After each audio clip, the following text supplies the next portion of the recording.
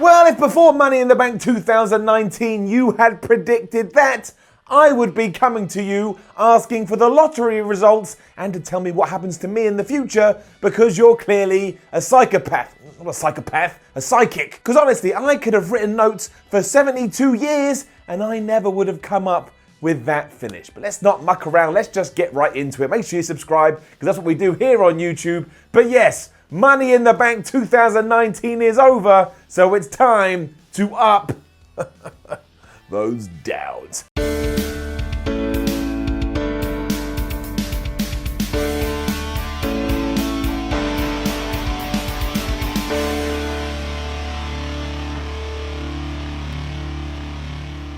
The pre-show match was Daniel Bryan and Eric Rowan, the SmackDown Tag Team Champions, taking on the Usos. And as soon as we all knew that WWE were not going to put those championships on the line, it was quite clear that Jimmy and Jay would win, and they did win, but it could have enough. It was just a solid, relatively short match that made the kickoff show a little more fun than it would have been otherwise. When I say a little bit more fun, I mean it was the only fun thing on the entire kickoff show, because I don't really find them that fun. The real surprise was that after a couple of super kicks and the double splash, it was Daniel Bryan that took the pin. So for some reason, we're protecting Rowan. I don't know why, and I think because Jimmy and Jay won, they now are in line for a SmackDown Tag Team title shot. I mean, they should, but this is WWE. It was fine. And then it was the women's Money in the Bank match that kicked the pay-per-view off properly, and I don't know what anybody's expectations were for this, but I will say it entertained me at no end. I thought everybody involved did a damn good job. That's why I take the finger of power and I give it up. The real highlight was how nuts it was, and don't get me wrong, it wasn't as nuts as the men's one, but we'll get to that later. But when I say nuts, I'm mostly referring to Ember Moon. She set up a ladder outside of the ring, climbed it up, and then did an eclipse from that ladder back into the ring and hit Natalya with it. It's one of the most innovative spots I've seen in these matches in quite some time, but it didn't matter because she didn't win. It was moments like this that really got the fans involved, and they were pretty amped from start to finish, but it wasn't perfect by any means. At one point, Carmella had a knee injury, and I couldn't work out if it was a real or a fake knee injury, and that probably sounds good because, Simon, WWE has pulled the blind over your eyes, and I was like, no. It was just awkward. It was just awkward, and even though she got taken to the back, eventually Carmella came back out, and she still didn't do anything. So if that was meant to, make the fans go, oh, Carmella's back, it didn't work, and really, it just upended, not the entire thing, but certainly this segment. You shouldn't have done it. Unless it was real, then you can't help it. But in that case, take her to the back and just leave her there. The finish was pretty entertaining, though. With everybody else down, Sonya Deville realised, I can just pick up my friend Mandy Rose, put her on my back, and climb up the ladder. Now that was actually quite athletic and quite impressive to begin with, but it also did make me question, wait, I thought other people were allowed to climb up the ladder and just chuck the briefcase down to their friends, because that's what James Ellsworth did. I'm sure the rules got changed at some point, but as we know, WWE never doubles down on that stuff, and even if they did mention it on this show, I didn't hear it, but still, it was a cool looking thing. Just as they were about to win though, Bayley appeared from nowhere. She pushed them off the ladder, because of course there were two of them up there, so they didn't really have much balance, and she did indeed become Miss Money in the Bank. And the fans liked that a lot until she got on the microphone and Sasha Banks' name was mentioned, and everybody booed Sasha Banks. That's right, as elated as they were for Bayley winning the briefcase, they still decided to boo when the boss's name was mentioned, so do with that what you will. It was good though, and if you don't know, this story is far from over, but we'll get to it in a second. For no reason, Sami Zayn was then backstage looking for Shane McMahon, but he bumped into Triple H instead. And don't forget, we haven't seen the game since WrestleMania, so why the hell is he all of a sudden here? That stuff irks me because it's just baffling. Anyway, he's terrified about Braun Strowman, and the game was all like, look, don't worry about Braun, he's banned from the building. And Sami was like, aight, cool. Yeah. Then it was Samoa Joe versus Rey Mysterio, and given all the seeds that WWE's been planting, you would imagine they got a good 12 to 15 minutes, especially because they're two great wrestlers, especially Samoa Joe, who I'm in love with. But nope, we're not allowed nice things. Down. Basically, Joe got beaten by Rey in 90 seconds, which apparently is the theme for this feud. Short matches, which nobody wants. I mean, Samoa Joe went for a powerbomb on Rey, he rolled him up and got the 1-2-3, but there is storyline stuff in here because Samoa Joe's shoulder was clearly off the mat, and that wasn't an accident. The commentators went on about that for around about 722 years, and it just made the referee look like an absolute Poindexter. Joe beat the absolute hoo-ha out of Mysterio afterwards, so this program will continue, and Dominic Rey's son came to ringside, and Joe was all like, are you going to actually get in the ring? Because I will murder you as well. And of course he didn't, he just helped his dad to the back. Don't forget though, this does mean that Rey is the new United States champion, but the reason nobody cares is because that belt is treated like a potato. In fact, a potato would be better. If you gave me a potato, I could do something with that. I could make a nice meal out of it, whereas if you're the US champion, you just don't know how you're gonna get booked. Samoa Joe also had his face busted open, and that did make him look very cool because he's a terrifying individual as it is, so when blood is pouring from his face, he looks like, going back to the intro, a psycho. Got it right. We then found out that Triple H is full of it because Strowman was in the building, he's really pissed off, and he's looking for Sami Zayn. So there's that. And it could be because I was still upset because of everything that happened between Joe and Rey Mysterio, but then we had the Shane versus The Miz in a steel cage match, and I don't know, it was all right, but it was all just a little bit there. Down. And it was an okay cage match, and some of the shots that Shane McMahon was receiving from The Miz via a steel chair were pretty brutal. It was just the ending and little bits in the middle that made me go, oh, I don't know if I care about this. Like I'm some child that doesn't want to go to school. Because one, if you think the ending was going to be The Miz finally getting a win over Shane McMahon, especially given everything that's happened with his family, you'd be wrong. And two, there was yet more ref shenanigans. Why was that the theme of the night? Because there's a third one later on. So yeah, basically this is what happened. Shane McMahon had tried to escape the cage, but The Miz had caught him, and he was pretending like he was going to suplex him back into the ring. And that actually did work, because it is Shane O'Mac, so everyone goes, well, he'll do it. The man is crazy, even though he's 50 years old. Instead though, he wriggled out of his t-shirt, which meant he fell to the floor first. The Miz loses again. So if you're keeping track, that goes Miz lost at WrestleMania, Miz lost at Money in the Bank, and everything between. He's kind of looked like an utter goofball. Oh, I can see why I would buy into the A-lister right now. But yeah, going back to all that stuff, mid-match, Shane McMahon was beaten after The Miz had hit him with a skull-crushing finale onto a chair, but he got his foot on the ropes, and the referee just stopped counting. Now, I don't actually know what the official rules are in a steel cage, but I do know that putting your foot on the rope should probably not be a thing, given that you are surrounded by metal that is there for you to inflict nothing but pain onto your opponent. I mean, I don't know. I was going to try and come up with a reason to justify it. It was just bad, and it made the ref look like an utter moron, and I shouldn't be focusing that much on the damn official. And yeah, again, it meant back-to-back bouts had the refs being absolute numpties. This was not my cup of tea. Somebody go get me a cup of the green stuff. Let's move on. Oddly, we then had a graphic with Mick Foley and were told that he's going to be on Raw tomorrow night announcing a brand new championship. Now, given that one of our titles, the US one, is officially a potato, I don't think we need to be adding more titles into the mix. And also, you just know it's going to be something like the Wild Card Rule title, which means only the people shifting from Raw to SmackDown every week can win it. And when that happens, I'm going to have to get a hammer and hit myself in the head. Or maybe, hopefully, he's just bringing back the hardcore belt. We'll find out later on. We can't up or down it right now, because imagine he does come out and it's like the Simon Miller title or the Wide title. Then I'll look like a fool, so we'll give it a bit. Tony Nese then beat Daivari, and it was nice that it actually made it onto the main show, but the crowd didn't care because of course they didn't. WWE doesn't showcase the 205 Live guys at all. And yeah, he just retained his title after the running Nese knee thing that he does. But look, it was fine. Oh. And then it started, my friends. It started the hinting and the teasing about what was going to happen in our main event. Braun Strowman had beat the crap out of Sami Zayn, which obviously meant he was not going to be able to compete later. Now, also sucked if you're a Sami Zayn fan, because all of a sudden you realise, oh, WWE are never actually going to push Sami Zayn at all. Triple H got mad about it, told Braun Strowman, oh, Braun, you're a bad boy. As your boss, I'm asking you to leave. And Braun literally went, okay. And he walked off. It did leave a big hole that would be filled in around about an hour or so. And yes, if you were like me, this certainly seems like we're building to a program between Triple H and Braun Strowman. I don't know why either. Also, at one point, Braun was pretending it wasn't him who had attacked Sami Zayn, but he did it with as much conviction as a bear that had like jam all over his fingers, and a park ranger was going, "Who ate all of my damn jam?"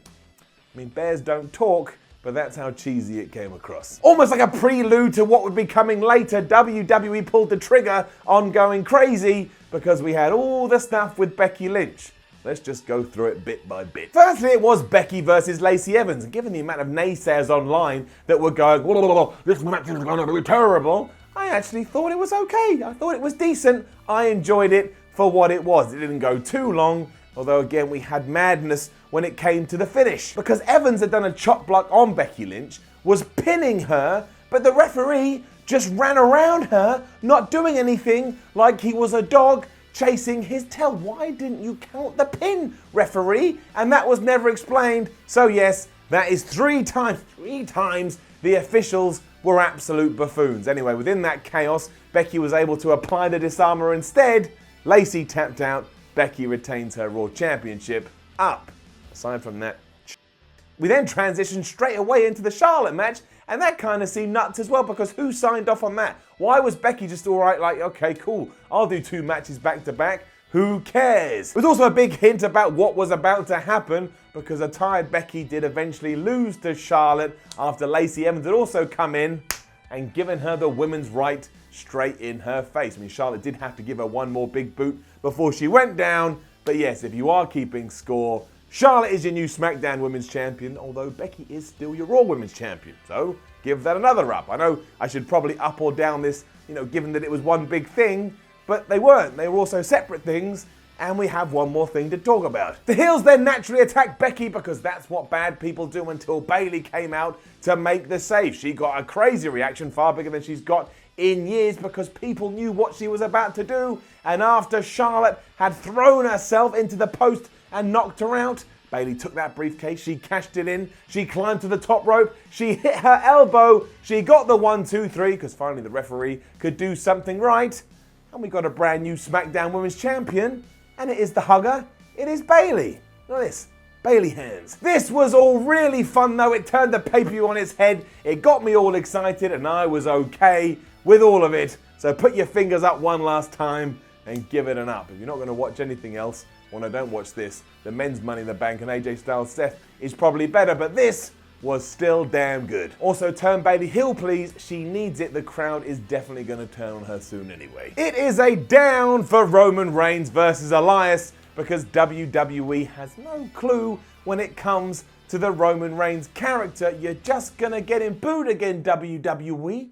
What are you doing? Basically, this is how it all transpired. Roman Reigns was walking in the back. Elias hit him with a guitar. He then came to the ring to do one of his concerts. When he was done, Roman Reigns came out, hit him with a Superman punch, put him back in the ring. Somebody rang the bell, ding ding. He got cracked with a spear, and Elias lost in what, 8 seconds? Roman Reigns wins. Now, it's not like I wanted this to go 32 minutes, but we probably could have just taken this off the show entirely, and you would have saved me, what, around about 6, 7 minutes? I would have appreciated it.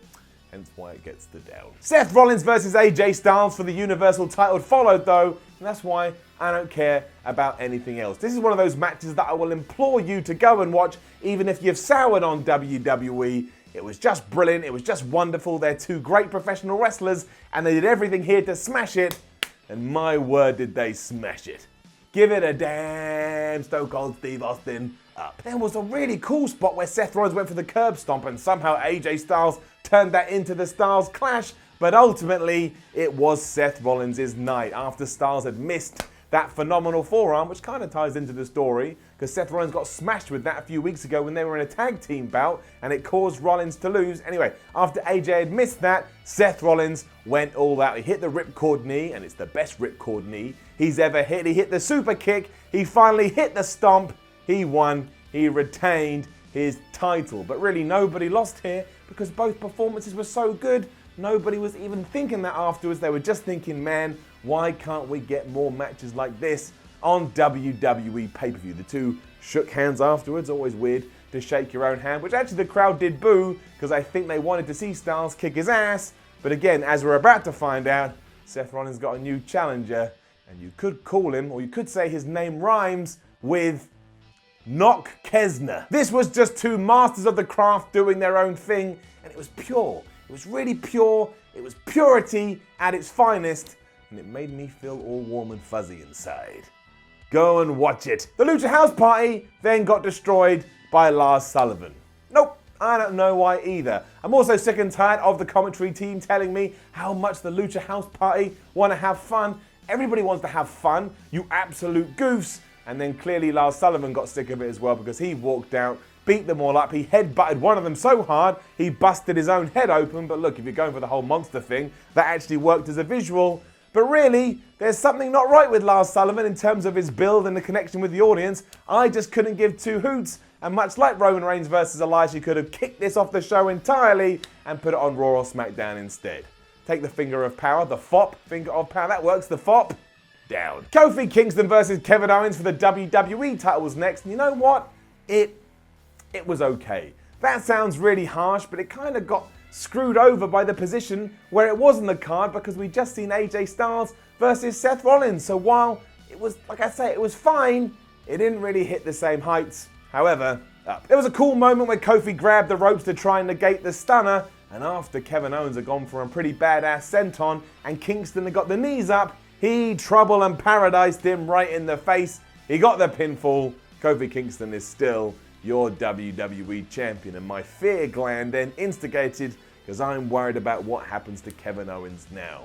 If he gets kicked back down the card, I'm going to go out there and send a tweet. Which brings us to our main event, ladies and gentlemen, and my word, when Vince McMahon is scared and worried about ratings, does he go out there like this and do some crazy things. But let's not do a disservice to this men's Money in the Bank match. Let's just focus on that for now because it was absolutely excellent before all the palaver at the end. So, for everything those guys did, that gets an up. There was tables from Randy Orton. Ali was doing Spanish flies off the top of ladders. At one point, Andrade gave Finn Balor a sunset flip powerbomb off the top of one ladder onto another ladder that Finn hit so hard he bounced around about 762 feet back into the air. And also when that did happen, and given that Finn continued to get his ass kicked from pillar to post, I can only think the booking meeting for this went thusly. Finn, we all like you, but everybody's going to try and murder you in this match.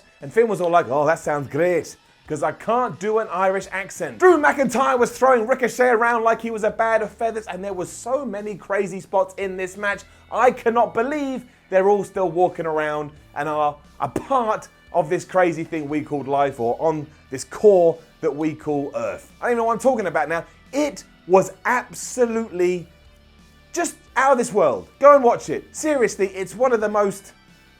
I'm out of words. I think somebody in this match probably wanted to die, and now they're up their set, they didn't die. But it was, as awful as it probably sounds, incredibly entertaining. Fair play to everybody in that match. You put your bodies on the line, and I, for one, appreciate it. And then we got to that finish. And again, like I said earlier, if you predicted this, you're probably a liar. I'm just going to say it, you're probably a liar. With everybody else down, Ali, he started to climb up the ladder, and the crowd, they started to rustle and bustle because they're like, oh man, maybe we're going back to the Ali push we were meant to have before WrestleMania 35. But when he got to the top and he put his hands on that briefcase, Brock Lesnar's music hit, and you heard that right, and all of a sudden, everything changed. Now, before we go anywhere, Ali, you are an idiot, because if you have your hands on that briefcase, just take the damn thing down. If you hear some music that you recognize, you don't go, oh, there's some music. I think I'll stop and I'll focus on that. That's not his fault. That's what he was told to do, but still. But yes, Lesnar, he came out with Paul Heyman. He was so amped up, he pushed a ladder over and took out a couple of cameramen, probably hit somebody in the crowd as well. He got in the ring. Ali took a tumble. When he threw another ladder down, Brock Lesnar climbed up and he grabbed the Money in the Bank. He is now Mr. Money in the Bank, Mr. Briefcase, or the, I don't know, satchel holder. Now, here is the thing. Did the crowd go absolutely crazy for this? Yes, they did. Did I go absolutely crazy for this as I sat there on my sofa? Yes, I did. In terms of the show and the fallout from Raw, it will be really exciting to see what the plan is. But then when you take a step back and you integrate your brain and you think about it, this is probably one of the worst things that WWE could have done. Because one, we're going back to the ones and twos again. So let's go A's and B's, that's more fun. A, you really should be giving your money in the bank to someone up, like a young up-and-comer or somebody you want to push, or even Drew McIntyre. Drew looked like an absolute beast throughout all of this, and yet he's got nothing to show for it. And also, when you tie it into the women's one, we've already cashed that in, and as Brock doesn't turn up for all the shows, you've already negated both your briefcases. But B, I can already smell it in the air. WWE did this so that Brock Lesnar could cash in his briefcase at the Saudi Arabia show, so we get Seth Rollins versus Brock Lesnar #2, and that means we just took our best stipulation, pulled down our pants, and took a big crap all over it. It's a waste of money in the bank because I wanted a long tease where somebody continually went, oh, what am I going to do? Or what I'm going to not do, and it builds their character up because people always are excited to see what the briefcase person is going to do.